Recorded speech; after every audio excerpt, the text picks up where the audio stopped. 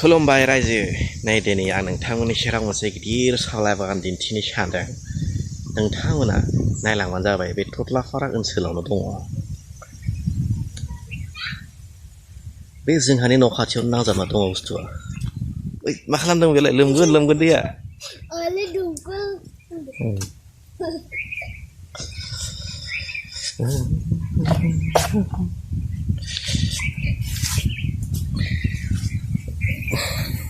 बहुत गिदिर बियो। आं दहाय 4 बिगा होनना बुंदोंमोन। 4 बिगानिख्रुइबो बारा जागोन बियो। 5 बिगा जानांगौ बियो। नुवाखै रायजो राजा नोंथाङा मोनसे गिदिर बेबायदि साबलाइ बागान बानायनानै लानो हायोब्ला आरामसे रां मोनबाय थायो आरो खस्थ'नि समाव एसे सुंस'बाय थायो आरो फैसाफोरा।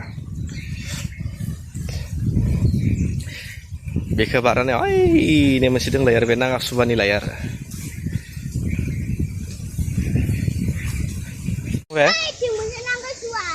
बबे बैयो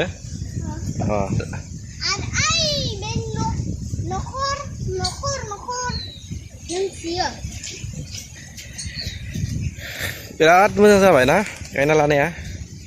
ओरैनो जेनेबा बियो हाया जों गामिनिनोमोन आगोलाव। जेनेबा बिखौ सासे मानसि टंलानिया बायना लाबाय आरो हारसा मानसि।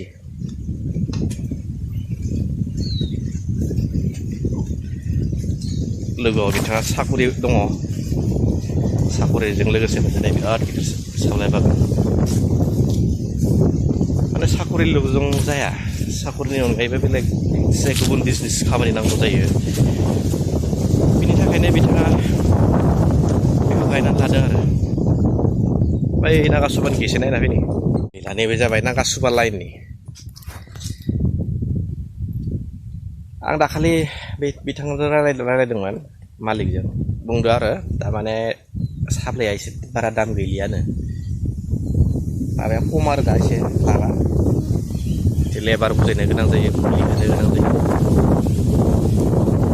एसे खमायदों आरो आगोलाव जेरैबायदि माबा जायोमोन।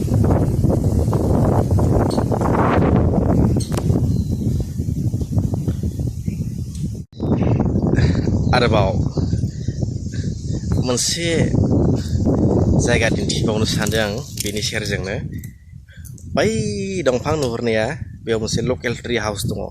आं बिनिबो मोनसे भिडिअ बानायखांबाय, लेकिन रावबो नायाखै भिडिअखौ। माने एसे खम नायदो आरो ना, नायजायाखैनो होनजायो। मानसियानो एसे थेब्लाब्ला नालाय, ओंखायनो एसे बारा नायनो नागिरा बेखौ। हिनजावफोरबाथाय लुब लुब नायगौमोन आरो। जेबो नङा, आं फैसानि थाखाय बानायाखै भिडिअखौ। जास्ट मोनसे एन्टारटेनमेन्ट बा सावगारिफोरखौ सेबखांना दोननो थाखायसो आं बानायनाय जायो। जोंनिया नै बे सानैजोंनो जों माने थाबायबाय थानाय जायो आरो खाथि खाला जायगाफोराव। एसे हाय होनना बुं। हाय। जोंनि बे इउटुब चेनेलखौ मा खालामनांगौ? साबस्क्राइब खालामनांगौ। आरो बेल आइकनाव मा खालामनांगौ? आखाइजों बेल आइकनाव एकदम थुना नांगौ। गोजोन्थों। आरो आङो उदालगुरि जिल्लानि। नैबे गेट बे बागाननि। नाथाय बे साबलाइ बागानखौ एबा बे साबलाइ बागाना टंलानिबाबो, मालिकआ टंलानिबाबो बेखौ जों गामिनिनो सासे मानसिया सालायो। बेनि मुङानो जादों जौस्रां बर'। जौस्रां बर'खौथ' सिनायखायो। बिथाङा सासे गिदिर टेन्ट हाउसनिबो मालिक।